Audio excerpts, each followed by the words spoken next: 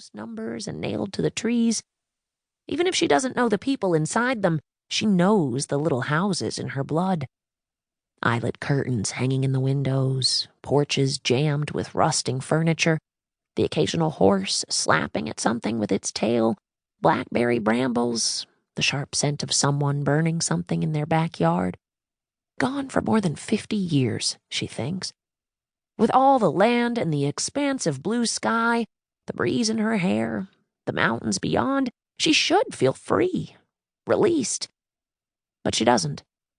Instead, she's anxious, a single leaf floating aimlessly through the air. She sticks her hand out the open window and feels the liquid warmth of the wind through her fingers. Her eyes dart toward the trees. Even when you're by yourself out here, you're never really alone, she thinks, imagining all the things she can't see in the woods, the way she used to when she was a girl, squinting out the window in the back seat of the car. The bears, the deer, the snakes, the foxes, the ghosts. She rubs a sweaty palm against her skirt.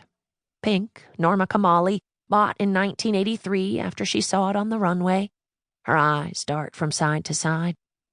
She realizes she's swerving, kicking up gravel on her right side. Jesus, she mutters, shaking her head at herself, and then takes another deep breath, her hands at 10 and 2.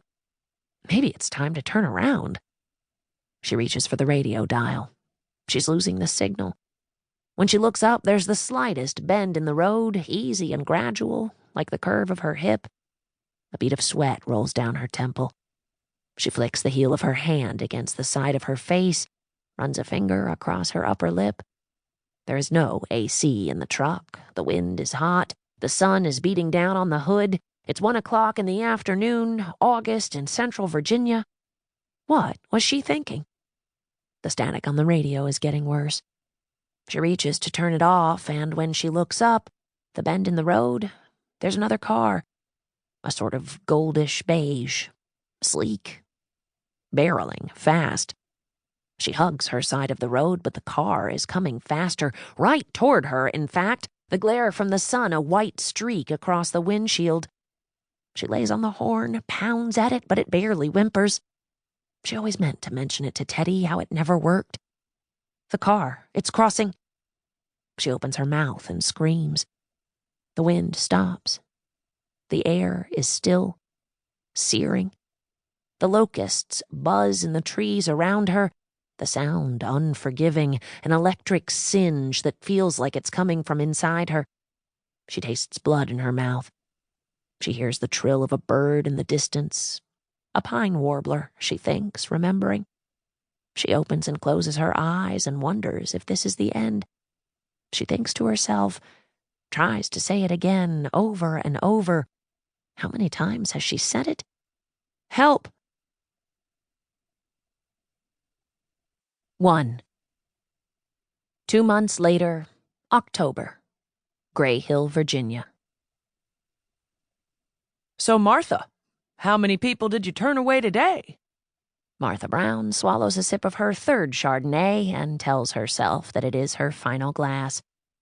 Take a guess, she says, yelling across the bar to where her godson Tom is mixing a whiskey sour.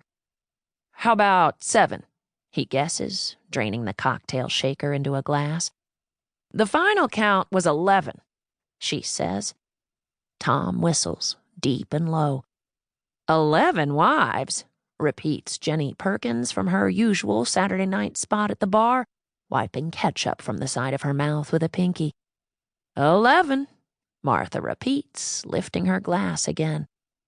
They play this guessing game at the bar in Dahlia's restaurant every week. Martha is the owner and sole proprietor of Brown & Brown Realty on Maple Street. Her grandfather and great-uncle founded the office, but now that they're both gone and her parents are too, she's the only Brown left in Greyhill.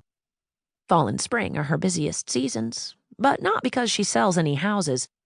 Instead, she puts aside her usual workday activities, reading her paperback mysteries, watching CNN on the little TV she keeps on her grandfather's desk, maybe sipping an occasional afternoon glass from the bottle of wine she keeps in the office fridge, and fields questions from the D.C. and Richmond